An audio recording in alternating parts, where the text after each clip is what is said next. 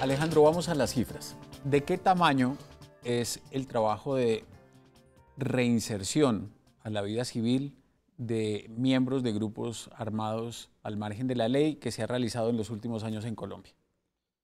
Pues nosotros en Colombia, comenzando en el 2003, se diseñó y se comenzó a implementar una política activa que busca la desmovilización y la reintegración de las personas que están en los grupos armados ilegales.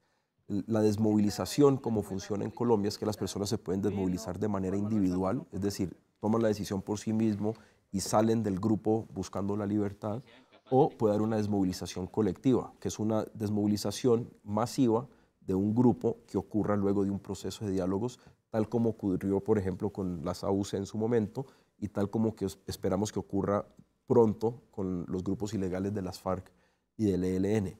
De estas dos maneras, de estos dos tipos de desmovilización, hemos logrado sacar a más de 56.000 personas de los grupos armados ilegales en los últimos 11 años. De estas 56.000 personas, 35.000 fueron personas que salieron de los grupos de autodefensas ilegales de las AUC, y el resto, 21.000, un poco más de 21.000 ya, son personas que han salido de las guerrillas. Específicamente, 17.000 de las FARC, alrededor de 4.000 del ELN y algunos centenares de algunos grupos más pequeños, de algunas disidencias. Todos los días en Colombia se desmovilizan en promedio entre 4 y 5 personas de las FARC o del ELN, que son los únicos dos grupos que aún tienen la posibilidad de desmovilizarse. ¿Cuántos guerrilleros quedan en Colombia? Según el último conteo del Ministerio de Defensa, hay alrededor de 8.000 o 8.100, si no me falta. Entre FARC y ELN. De las FARC. Del ELN debe haber por ahí 1.200. Esos son los últimos conteos, de nuevo, si no me falla la memoria. Cuando yo comencé este trabajo hace 4 años, el conteo de combatientes de las FARC era de alrededor de entre 9.500 y 9.800, y el del ELN era alrededor de 1.500. ¿Cómo se hacen esos censos? Es decir, ¿cómo sabe uno cuánta guerrilla hay en las FARC? Eso digamos que es un trabajo que hacen los organismos de inteligencia de la nación, pero son bastante efectivos. Aclaro también algo, esas son las personas en armas. También hay que tener presente que estos grupos tienen unas estructuras de apoyo, como lo tiene cualquier grupo armado, legal o ilegal.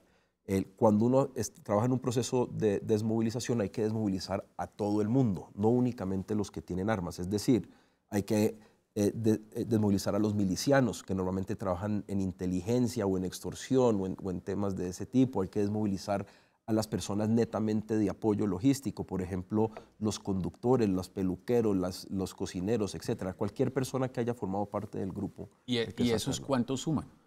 Pues eso ya es un número más difícil de calcular, pero puede estar entre 2 o 3 personas en apoyo por cada combatiente. Eso digamos, crece digamos, el reto del trabajo que le espera al país en caso de que, como todos queremos, este proceso llegue a feliz término. Crece el reto, pero también pongamos las cosas en perspectiva. Colombia es un país de 50 millones de personas. Estamos hablando de 8.000, en el caso de las FARC, 8.000 combatientes o personas en armas según el último conteo. Sumamos que hay 2 de apoyo por cada persona armada. Estamos hablando de 16.000 personas adicionales. Estamos hablando de 24.000 personas. 24.000 personas es la mitad del estadio del Campín. O sea que si uno lo pone en perspectiva, no es tan complejo el tema. También si tomamos en cuenta que en Colombia ya tenemos 11 años de experiencia desmovilizando y reintegrando gente. En esos 11 años también hemos desmovilizado y reintegrado a miles de personas, como dije ahora, de las guerrillas, lo cual significa que tenemos ya experiencia, además, reintegrando personas de las distintas estructuras de estos grupos ilegales. ¿Por qué se desmovilizan los guerrilleros? ¿Cuáles son los motivos más importantes que los llevan a dejar las armas? Pues los motivos son, muchos citan el maltrato. Hay unos abusos muy fuertes contra los mismos integrantes de las guerrillas, inclusive muchas personas que salen de la guerrilla fueron reclutados siendo menores de edad. De las personas que se han desmovilizado en el último año de la guerrilla, la edad promedio de reclutamiento es de 16 años de edad, esa es la edad promedio. El 60% fueron reclutados siendo menores, y hay personas que yo he conocido que fueron reclutados a los 7, 8 o 9 años. Es decir, a los 8 años ya estaban cargando un fusil del tamaño de ellos mismos. Que eso no solo es una vergüenza y me genera un profundo dolor de patria, sino que es un delito de lesa humanidad que estos grupos tienen que tener en cuenta antes de continuar con esas fechorías.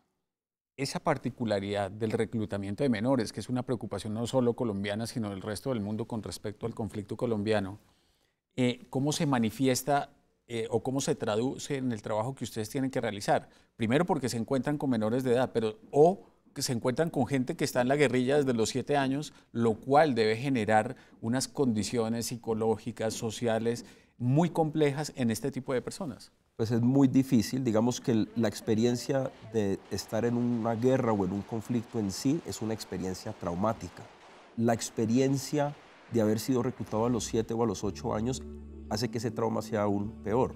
Inclusive para muchas personas desmovilizadas que fueron reclutados siendo niños, la primera experiencia traumática que logramos registrar es el momento en que son arrebatados de sus casas, de sus madres y llevados al grupo armado ilegal. Y de ahí pues la experiencia de estar en combate y de todas las locuras que hacen estos grupos ilegales. Por eso nosotros tenemos un proceso de reintegración hoy en Colombia, un proceso que ha evolucionado mucho en los últimos 11 años, pero hoy es un proceso que tiene un énfasis muy fuerte en todo lo que tiene que ver con la estabilidad psicológica y emocional de las personas. Por cierto, lo primero que nosotros buscamos cuando una persona ingresa al proceso de reintegración es estabilizarlo psicológica y emocionalmente. Para eso nosotros tenemos un equipo de aproximadamente 700 o 750 profesionales reintegradores. Estas personas son colaboradores de la agencia que son principalmente psicólogos o trabajadores sociales y ellos son los encargados de hacer el acompañamiento psicosocial de las personas en proceso de reintegración y de adelantar ese proceso de estabilización que puede durar en promedio entre 2 y 2 años y medio por cada desmovilizado nuevo. ¿Cuáles son las dificultades más grandes en el manejo de desmovilizados? Las dificultades más grandes son muchas. Cuando las personas primero salen, llegan en un estado muy malo. Como decía, pues los temas de la edad promedio de reclutamiento, 60% reclutados como niños, el 90% llegan con algún tipo de trastorno psicológico, principalmente estrés postraumático. El 70-75% llegan siendo analfabetas o analfabetas funcionales. La mayoría de las personas han estado en un tiempo promedio en el grupo de entre 8 y 10 años, lo cual significa que cuando salen del grupo no tienen redes de apoyo, no tienen redes de apoyo familiares ni de amigos, y eso dificulta mucho la reintegración. Y también hay mucho escepticismo y mucha desconfianza. Hay que recordar que estas son personas que han estado combatiendo el Estado y de repente se están entregando al Estado para que el Estado les ayude. Entonces esos primeros pasos son muy difíciles y es muy importante poder generar la confianza. ¿Qué piensan ellos de la sociedad colombiana? No, Entonces, usted dice que ellos están al margen, están combatiendo un Estado. Ellos cuando salen con mucho temor de ser rechazados, pero también que salen con el peso muy fuerte de saber que han estado en estos grupos que tanto daño le han hecho al país. Saben que la gente no los quiere y hay un temor muy grande a ser rechazados por la sociedad y desafortunadamente la sociedad los rechaza. Creo que cada vez menos, pero todavía queda mucho camino por andar en ese sentido. ¿Cuál es la percepción de estas personas acerca del tiempo en el que estamos viviendo?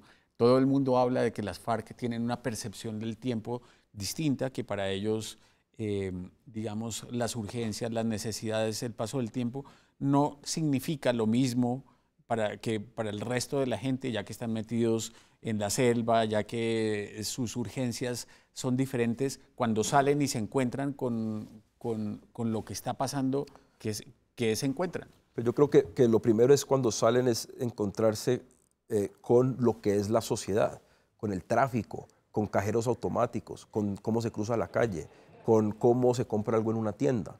Cuando uno tiene un fusil colgado en el hombro, uno no tiene que pagar por la Coca-Cola en la tienda de la esquina.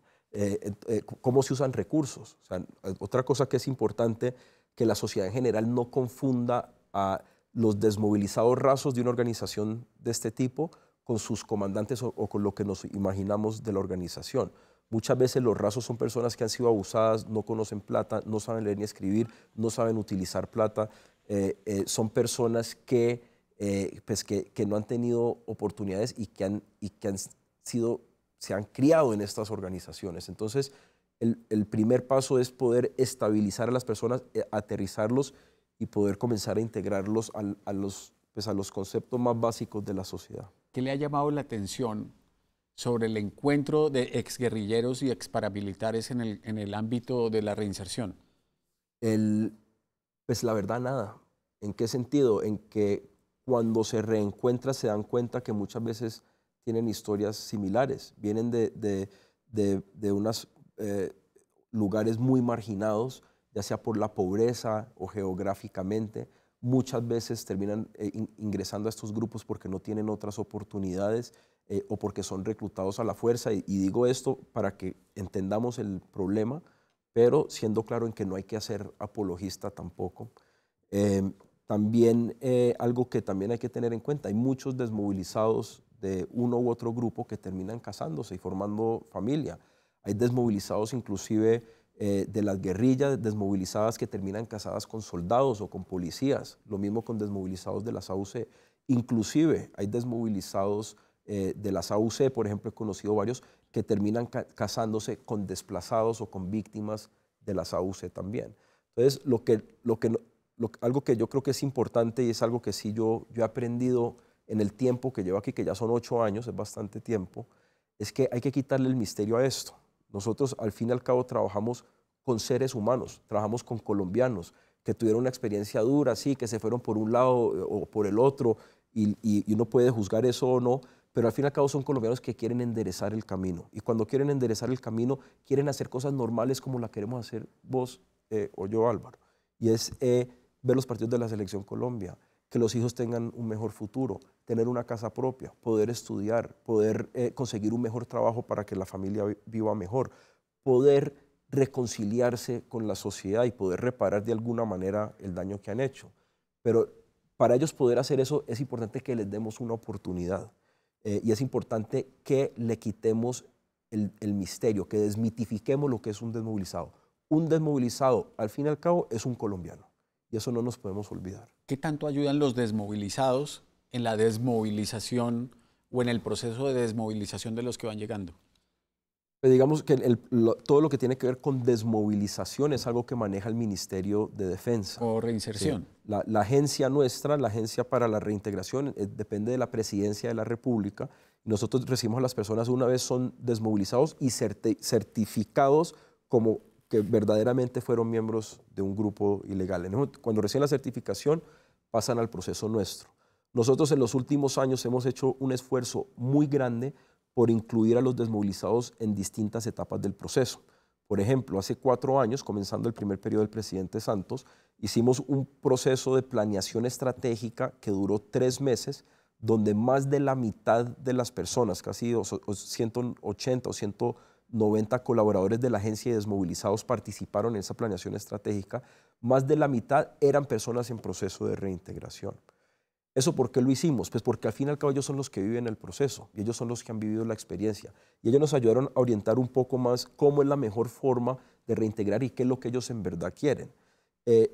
Desde ese entonces, pues hemos sembrado una cultura organizacional dentro de la agencia de estar consultando permanentemente con las personas en proceso de reintegración, también con digamos, otros colaboradores externos del proceso, por ejemplo, grupos de víctimas, ONGs, universidades, cooperación internacional, para ver cómo continuamos evolucionando el proceso y cómo lo vamos mejorando.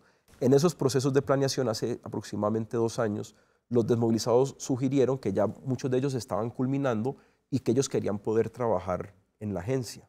Nosotros pues tomamos la decisión de que íbamos a darle la oportunidad a las personas que cumplieran con los requisitos, no darle trabajo a alguien por el simple hecho de ser desmovilizado, pero personas que primero cumplieran con los requisitos y segundo, que entraran a trabajar en la agencia con la posibilidad de hacer carrera y de evolucionar laboralmente dentro de la agencia, contribuyendo directamente con la reintegración.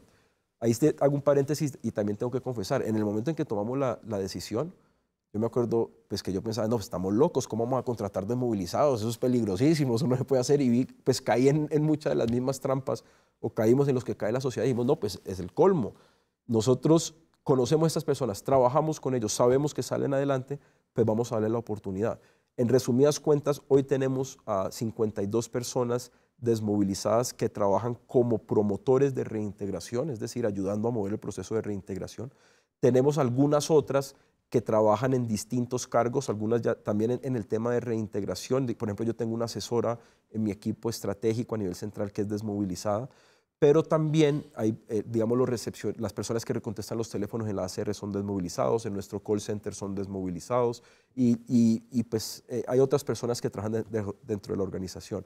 La meta que tenemos es poder llegar a finales del año entrante a 200 personas reintegradas trabajando en la Agencia para la Reintegración y con proyección a poder continuar haciendo su carrera. Eso es importante por dos razones. Primero, sí, por esas personas, porque están saliendo adelante, porque también es una muestra que nosotros confiamos en nuestro producto, por decirlo de alguna manera, pero es muy importante para las otras personas en proceso de reintegración, porque se vuelven referentes. Porque cuando llegan y ven, por ejemplo, muchas veces cuando las personas ya reintegradas que trabajan con nosotros dan un taller a otras personas en proceso de reintegración sin que nadie sepa que son desmovilizados y después comparten su historia, las otras personas empiezan a creer más. Te comentaba que uno de los problemas más graves que tenemos con las personas recién llegadas es el escepticismo y la desconfianza. Pues esta ha sido una forma de romper ese escepticismo y esa desconfianza, porque algo que también ha ocurrido es que llegan personas recién desmovilizadas que reconocen colaboradores nuestros que estuvieron en sus mismas estructuras cuando estaban del otro lado. Y eso genera confianza. Antes de empezar a hablar sobre lo que están haciendo toda esa cantidad de desmovilizados hoy y lo que van a hacer en el futuro y qué le corresponde a la sociedad en esa tarea, quisiera hacerle una pregunta, porque tal vez, Alejandro, usted es de las personas que más ha presenciado y conoce mejor todos los procesos de desmovilización y reinserción a la vida de todas estas organizaciones. El caso de Luis Carlos Restrepo, ¿qué percepción tiene usted de eso? Yo prefiero no hablar sobre ese tema porque ese tema es un tema que está abierto en la justicia todavía.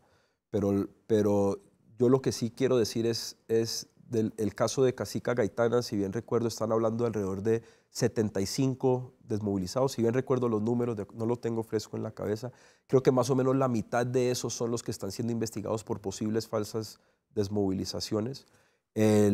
Estamos hablando de 30 y pico, 40 personas en un universo de 56.000 desmovilizados. Son los primeros 40 y pico que son investigados por falsas desmovilizaciones. No, con eso no quiero pues, insinuar que es que de pronto no hay otras falsas desmovilizaciones. Es muy posible. Esto es un proceso muy complejo, pero sí sabemos que hay unos mecanismos de chequeo y de certificación que son muy rigurosos y muy exigentes. Entonces, no perdamos la perspectiva de que un proceso de esto, por su naturaleza dinámica, es imposible que sea 100% perfecto. Habiendo dicho eso, en cualquier caso, si ha habido alguna violación, alguna ley, pues hay que investigarlo y hay que castigarlo. Pero lo que sí quisiera decir es, en cuanto al proceso, no podemos invalidar a un proceso que ha logrado tanto por la paz de nuestro país, porque posiblemente hubo algunos abusos.